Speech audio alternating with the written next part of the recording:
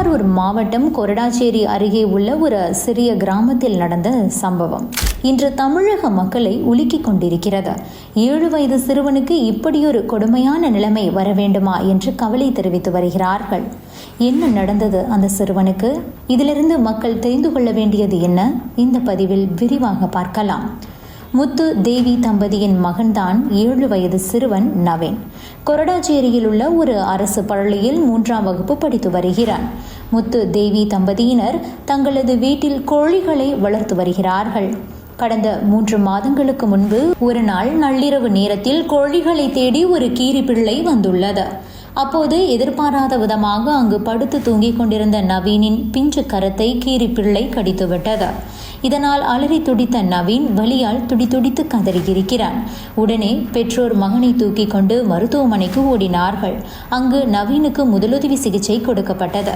பிறகு கீரிப்பிள்ளை கடித்த காயத்துக்கு மருந்தும் போடப்பட்டிருக்கிறது. இதனால் காயம் மெல்ல ஆறிவிட்டது. கீரிப்பிள்ளை கடித்த இடத்தில் வலியும் மறைந்துவிட்டது. வழக்கம் போல நவீனும் பள்ளிக்கு சென்று வந்தான். நண்பர்களுடன் விளையாடத் தொடங்கினான். ஆனால் கடந்த 4 நாட்களுக்கு முன்பு திடீரென நவீனுக்கு காய்ச்சல் வந்துள்ளது. ஆரம்பத்தில் சாதாரண காய்ச்சல் என பெற்றோர் நினைத்துள்ளனர். ஆனால் நேரமாக ஆக காய்ச்சலின் தீவிரம் அதிகமானது. இதனால் பயந்து போன பெற்றோர் திருவாரூர் அரசு மருத்துவமனையில் தீவிர சிகிச்சை பிரிவில் மகனை அனுமதித்தனர். ஆனால் டாக்டர்கள் எவ்வளவோ முயன்றும் நவீனை காப்பாற்ற முடியவில்லை. 3 மாதங்களுக்கு முன்பு அந்த சிறுவன் உடலில் ஏறிய விஷத்தொற்று தற்போது அவனது உயிரையே குடித்துவிட்டது.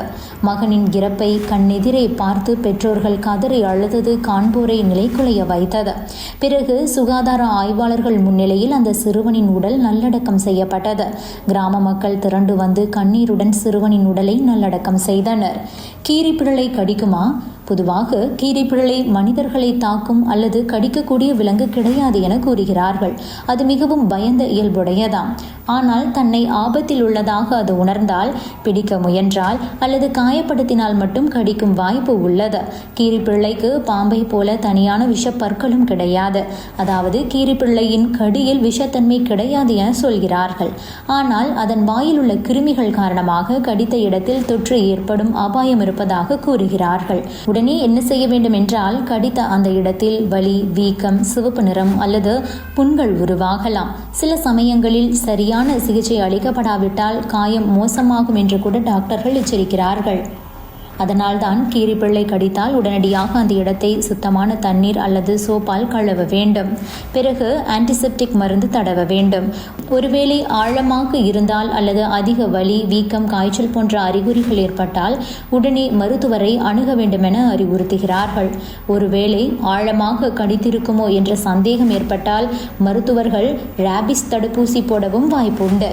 கீரிப்பிள்ளை கடித்து 3 மாதங்களுக்கு பிறகுதான் சிறுவனுக்கு காய்ச்சல் ஏற்பட்டு ராபிஸ் நோயால் உயிரிழந்திருக்கிறார். இந்திய பழுப்பு நிற கீரி பிள்ளைகள் ராபிஸ் வைரஸின் புகலிடமாகவே இருக்கிறதாம். அது கடித்த பிறகு ராபிஸ் வைரஸ் நரம்புகள் வழியாக மூளையை அடைய 30 முதல் 90 நாட்கள் வரை ஆகலாம். இதனாலேயே சிறுவனுக்கு 3 மாதங்கள் கழித்து நோய் அறிகுறிகள் தோன்றியுள்ளது. ஆக இது போன்ற விலங்குகள், நாய், பூனை என்று எந்த விலங்காக இருந்தாலும் விலங்குகள் கடித்தால் உடனடியாக அந்த இடத்தை கழுவ வேண்டும். கடிப்பட்ட இடத்தை சோப் அல்லது ரன்னிங் வாட்டரில் 15 நிமிடங்கள் நன்றாக கழுவ வேண்டும். உடனே அரசு மருத்துவமனைக்கு செல்ல வேண்டும். ராபிஸ் தடுப்பூசி மற்றும் இம்யூனோகுளோபுலின் 2ஐயும் போட்டுக்கொள்ள வேண்டும். 3, 7 மற்றும் 28 நாட்களில் தடுப்பூசியை கட்டாயம் நிறைவு செய்ய வேண்டும் என அறிவுறுத்துகிறார்கள் மருத்துவர்கள். Subscribe to One India and never miss an update.